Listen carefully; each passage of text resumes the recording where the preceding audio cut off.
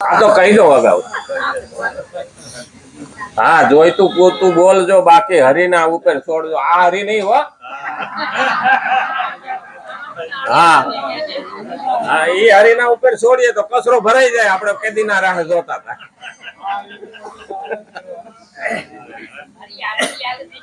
હા, ઉપર વાળા હરિના હાથમાં મૂકી દેવાનું. બાકી તો આપણે શું છે કે 1 કલાક લઈએ છીએ, એમાં પાછું આ બધું લઈ લઈએ ને ત્યાં 10:15 વાગી જાય.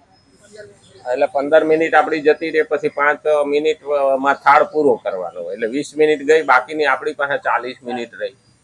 કારણ કે પછી જે વિષય લીધો હોય ને મારે અમુક વખત મૂકી દેવો પડે. કારણ કે પૂરો ન થાય એમ હોય, ટાઈમ થઈ ગયો હોય. પછી ભગવાનને જાજો બેહાડી ન રખાય. નહીં તો આપણા જેવા હેરાન કરવા વાળા ઘણા હોય. હા, એટલે આપણે એને ટાઈમ લીધો, કેટલા ટાઈમ સુધી ભગવાન તને અમે અહીંયા હાજર રાખશું ને આ ગાદી હનુમાન દાદા નહીં રાખી છે તો પછી એને બીજે જવું હોય ને. એટલે આપણે અહીં પકડી રાખીએ. આઈએ હનુમંત બિરાજીએ કથા કહુમતી અનુસાર, પ્રેમ સહિત ગાદી ધરું પધારો પવન કુમાર. એટલે શ્રીમદ ભગવદ્ ગીતા 3જો અધ્યાય 35મો શ્લોક આપણે જોઈએ. સ્વધર્મે નિધનમ શ્રેય. સ્વધર્મ પાલનમાં જો સદા સુખ અને આરામ, ધન અને સંપત્તિ, માન અને બળાઈ, આદર અને સત્કાર વગેરે જ મળતા હો તો વર્તમાનમાં ધર્માત્માઓના ટોળા જોવામાં આવે. અહીંયા પેલો મહત્વનો નિયમ છે કે સ્વધર્મ પાલનમાં જો સદા સુખ ને આરામ મળતો જ હોત ને તો સાધુ સંતોના ટોળા જોવા મળે. આ બધાને સાધુ થવું પોહાતું નથી. અનમુક તો સાધુ થયેલા ભાગી જાય કે આમાં મજા નથી. હા, એટલે ઘણી વખત જાતા તો વયા ગયા હોય, પણ પછી કે ગોતે નીકળવાનું કે હવે એમાં જાવું ક્યાં. એટલે ધન સંપત્તિ, માન બળાઈ, આદર સત્કાર વગેરે એમાં મળતા હોત તો વર્તમાનમાં ધર્માત્માઓના ટોળા જોવામાં આવે. પરંતુ સ્વધર્મનું પાલન સુખ અથવા દુઃખને જોઈને નથી કરવામાં આવતું. પોતાના ધર્મનું, સ્વધર્મનું પાલન સુખ અને દુઃખ જોઈને કરવામાં આવતું નથી. આપણી ફરજ છે ને આપણે કરવાનું. ઘણી વખત આપણને એવું લાગતું હોય છે શિયાળામાં બેનો રાંધે ને તો વાંધો ન આવે, પણ ઉનાળામાં રાંધવાનું હોય ને, સ્વધર્મનું પાલન કરે ને તો 10 રોટલી કરી લે ને તો આખા નીતરી જાય. હવે ત્યાં પંખોય ન મેલાય, નહીં તો ગેસ ઠરી. એટલે આવી તકલીફોમાં જે સ્વધર્મનું પાલન કરે ને એમાં કઈ સુખ કે દુઃખ જોવાનું હોતું નથી. મારું કર્તવ્ય છે ને મારે નિભાવવાનું છે. આને સ્વધર્મનું પાલન. હવે ક્ષત્રિય છે ત્યાં તો કઈ પેલું હોય નહીં. એક છોકરાને હાથમાં તલવાર ને ઢાલ દઈને કીધું તું કે જા લડવા, ધરાર મોકલો કે ઘોડા વિના છે ન જાવ. તો એક બાજુ વાળા કીધું મારું ત્યાં ઘોડું બાઈ તું લેતો હતા.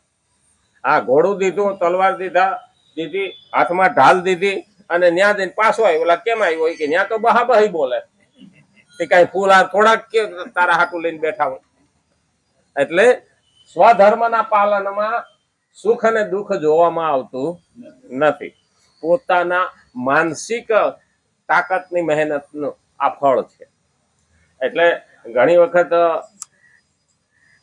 એક વખત આપણા સૈનિકો, રાજાના સૈનિકો ત્યારે રજવાડા હતા અને સૈનિકો 40 હતા અને સામે 400 જણા. હવે લડવાનું છે, હવે કરવું શું? માણસ હિંમત હારી જાય સામે ટોળું જઈને કે 40 જણા આપણે શું કરીશું. અને એ સમયે એનો કમાન્ડર જે હતો, એનો આગેવાન સેનાપતિ, એના હાથમાં સિક્કો હતો અને માતાની નાનકડી ડેરી આવી ભગવતીની. ત્યાં આગળ આપણે કીધું કે માતા રજા દે તો આપણે યા હોમ કરીને પડો ફતે છે આગે. અને એ સિક્કો ઉલાર્યો કે એમાં અમે જો જીતવાના હોઈએ ને તો અમને આ છાપ આપજે. અને ઉલાર્યો ને આવ્યો. એટલે તો બધાને એમ થઈ ગયું કે માતાએ છૂટ આપી છે, માતાએ હિંમત આપી છે. અને પછી 40 જણાની અંદર એવી હિંમત આવી ગઈ ને કે લડાઈ કરીને 400 ની સામે મારીને જીતીને આવ્યા. ત્યારે એને કીધું માતાને પગે લાગ્યા. એ કે આપણે કે સારું કે, પણ જયારે ઓલી છાપ જોઈ ને ત્યારે બે બાજુ હરખી હતી.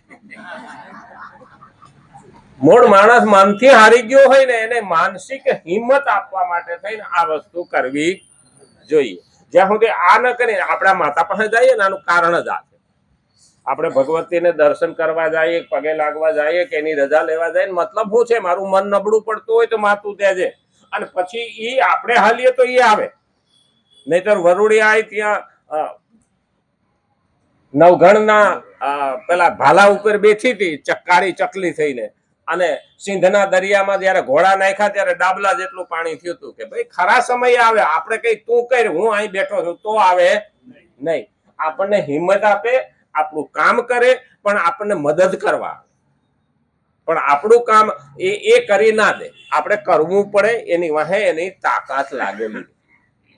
અને એટલે કીધું સ્વધર્મનું પાલન સુખ અથવા દુઃખને જોઈને નથી કરવામાં આવતું, પરંતુ ભગવાન અથવા શાસ્ત્રની આજ્ઞાને જોઈને નિષ્કામ ભાવથી કરવામાં આવે છે. શાસ્ત્ર અનુસાર, શાસ્ત્રની આજ્ઞાને જોઈને, શાસ્ત્ર શું કહે છે મને એ હાલવું પડે. આપણી પાસે બીજું પ્રમાણ શું? આપણે એમ કહીએ કે અમારી દર પેઢી હાલ્યું આવતું હોય તો આપણે એકાબીજા દાદાને પૂછીને આપણે આવતા હોય કે આપણો આ વ્યવહાર છે. આહુ મરે એની પેલા વહુને શીખડાવી દે કે આપણે માતાને નિવેદ એટલા કરવાના, આવી રીતે કરવાના, આ રીતે હાંચવવાનું, આ રીતે આપણી રીત છે. વહુ 6 મહિના વહુને આપે, પૈણીને આવે એટલે 6 મહિના વહુને આપે કે અમારા કુળની આ રીત છે. કારણ કે ગોત્ર ફરી ગયું, જે દીકરી પૈણીને આવી છે એ આ ગોત્રની થઈ ગઈ, હવે એને તો બધો આ વ્યવહાર જ થાય. અમારે એક વખત એવો પ્રશ્ન આવ્યો હતો મને કે બાપુ શું કરવાનું, કે મારે 4 દીકરા છે, કે મોટી વહુ પૈણીને આવી કે અમારા મંદિરમાં કે 4 ભગવાન છે, કે 4 ફોટા છે, 4 કે અમે ભજીએ છીએ, કે વહુ 2 લેતી આવી. મને કે શું કરવાનું, કે વહુ ને કહેવાનું તમારા બાપાને સોંપી દો, તમારું ત્યાં રાખો, અહીંયા છે એ આપણું છે. મને કે વહુ પણ સમજતા નથી. હું કહું તમારે 4 દીકરા છે, હવે 4 ના 2 લાવશે તો 8 થાય ને, 4 આ થાય, પછી તો મંદિર નાનું દેવદાદા થાય, પછી છોકરાના છોકરા થાય, એની વહુ આવશે, ઈ પાછા 2-3 લાવશે, તો આ મંદિરમાં હમાહે કેટલું? મને કે તો હું કોઈ હંમેશા એનું ગોત્ર બદલી ગયું છે. હવે એના આ દેવી એના દેવ થઈ ગયા.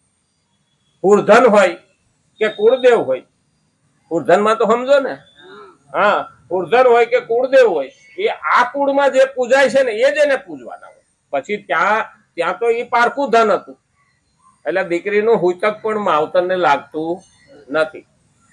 એટલે આ બધું મહત્વનું ન સમજાય. હું કોઈ એ અટાણે એના પાસે જ્ઞાન નથી એટલે બધા જીદ કરે કે હું તો મારા બાપા ત્યાંથી 2 દેવ લેતી આવી, તો પછી બહુ હું લેતી જ આવે તો આપણે ઘરે બહાર રહેવું પડે, દેવને અંદર રાખવા પડે, પછી મકાન નાનું પડે, એ વધતું જવાનું. એટલે ક્યાંયથી પણ આપણને એવું લાગે ને તો પગે લાગી લાવવાનું, પણ જાજા ભેગા કરવા નહીં. કારણ કે જાજુ ભેગું કરીએ ને એટલે આપણે શંકામાં આવે.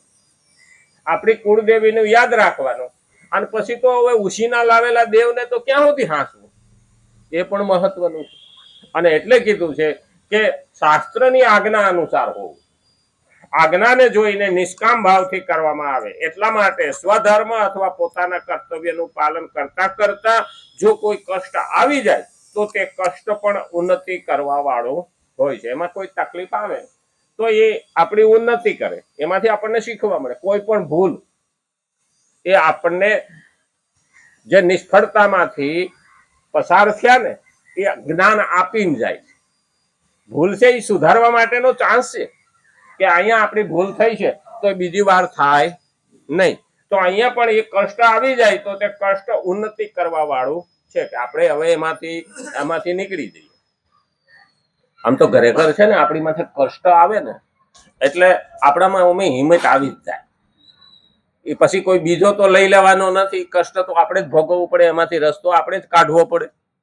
ના કે એવું હોય, અરે આપણે માથે પડ્યું હોય તો કોઈ થોડો વજન છે તે ઉપાડ લેવાનું છે. કષ્ટ છે એ તો આપણે જ ભોગવવાનું આવે. અમારા ગામડામાં જયારે આ ચોમાસું આવે ને એટલે ભેંસ પૂછલી જાય. એક તો વજનદાર હોય, એમાં અમારા કાહરિયા માણા હોય ને કે જે ખાલી પડકારા કરે પણ મહેનત ન કરે, આવા માણસો હોય હો. એ જો ઉપાડો કે એટલે આમ કરો તેમ કરો, એટલે અમને ખબર જ હોય કે આ 2-3 જણા કાહરિયા છે, એટલે એ બહુ મહેનત ના કરે, પડકારા બહુ કરે બધાને પહેલા. એટલે પછી અમે એને દિવાલ કોઈ રાખીએ, ભેંસ પૂછલી ગઈ બેહી ગઈ હોય ને ઉપાડવા હેઠે લાકડું નાખીએ, અને પછી આની કોઈ 3-4 જણા રહીને એકદમ ઉપાડીએ, એટલે ભેહી એની કોઈ નમે. હવે નમે એટલે બીક લાગે ને કે હમણાં આપણે કઈ દિવાલમાં દબાઈ જાઉં ભેહી ને હિસાબે, અને પછી જે જોર કરે ને પડકારા કરવાનું બંધ કરીને તાકાત કરે, કારણ કે પોતાની માથે કષ્ટ આવ્યું ને એટલે તઈ ખબર પડે કે આની હાસી તાકાત કેવી છે. એટલે હંમેશા એકાદી વખત તો કષ્ટ આવવું જોઈએ. આ તો શું છે, અનુભવ કહીએ ને તો ખબર પડે કે આપણે હવે ગામડામાં અનુભવ બહુ થતા હોય. લગ્નમાં દોઢા હોય ન હોય, એ અમુક નડતા જ હોય, ખોસા કાઢવા વાળા હોય ને, એ અમારે ડોહા 2-3 એવા હોશિયાર હતા હો, કે ઓલો પંચાયતીઓ આવે કે કઈ વાંધો નહીં કે ડોહા બા સંભાળ લે, અને એ આવતો હોય ને ત્યાં પડે ઓરો ઓરો કે અહીંયા તારી કયું નહીં રાહ જોઈએ. ડોહા બા બોલે ને બાબા કે શું બાપા શું હતું? એ કે રહોડામાં કે તારા વિના કોણ ધ્યાન રાખે, કે જા કે એ ધ્યાન રાખજે. રસોઈયા પાસે જાય, રસોઈયાને કઈ રાખ્યું હોય કે અમે મોકલીએ ને એમાં ધ્યાન રાખવાનું. એટલે રસોઈયો કામ કરાવીને તોડવી નાખે હો, અને પછી સુઈલની સામે બેહાડે, લાકડા વાપરતા, એટલે કે 2 લાકડા નાખ, 2 લાકડા કાઢ, એમાં ને મારી ધુમાડો ખાઈને આંખો લાલ થઈ જાય. લગ્ન પતી જાય ત્યાં સુધી ન્યાન હાલવાઈ જાય, દાળ સખાડે ને પછી શાક સખાડે ને, હા લાડવાનું પૂછે ને, એમાં એને એવો રાખે ને બારો નીકળે તે બાઘડા જેવો થઈ ગયો.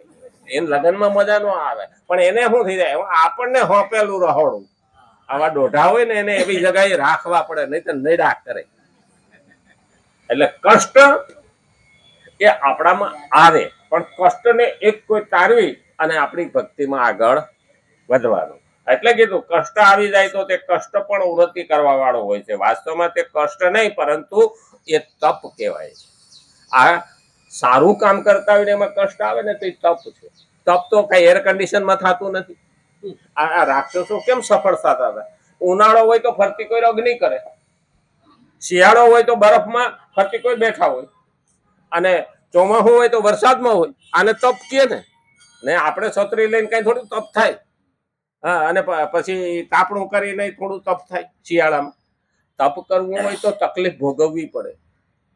આમાં રાહુલ ગાંધી એક વખત તપનો તો અનુભવ કર્યો હતો. એ કે તપ એટલે ગરમી મેળવવાનું સાધન. એટલે હવે મેં કીધું આ કયા શાસ્ત્રનું જ્ઞાન લઈ આવ્યું? તપ એટલે પોતાના શરીરને સુગમતા ન મળે અને ભગવાન માટે કામ કરવું.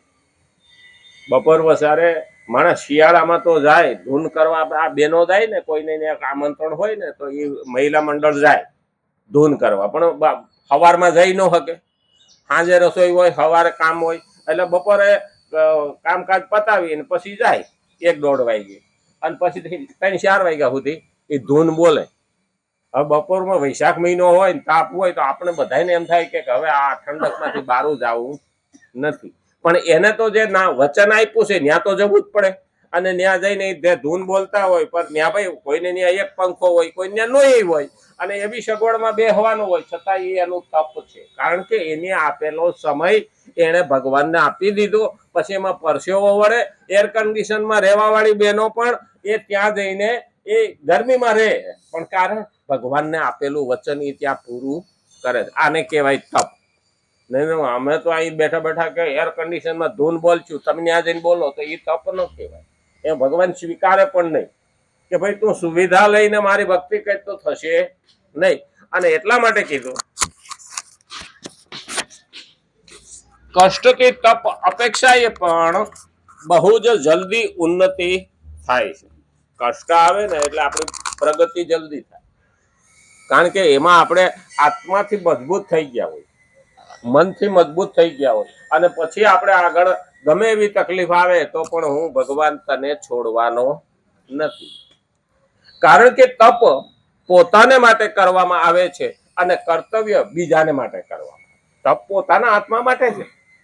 તપ કરવું ને એટલે ઘણા એને તો કષ્ટ આવે ને, તપમાં લાંબો સમય લાગે ને, એમાં આ કળયુગમાં તો ધીરજ છે જ નહીં કોઈને. કષ્ટ આવે, તપમાં મોડું થાય તો માણસે એ રસ્તો મૂકી દે કે કાંઈ આપણે કરવું નથી. પણ હકીકતમાં કળયુગમાં તો જો 10 દિવસ પણ તપ કર્યું હોય ને તો એ અફર જતું નથી. કર્યા વિના કઈ મળતું નથી, અને કરેલું ફોગટ જાતું નથી.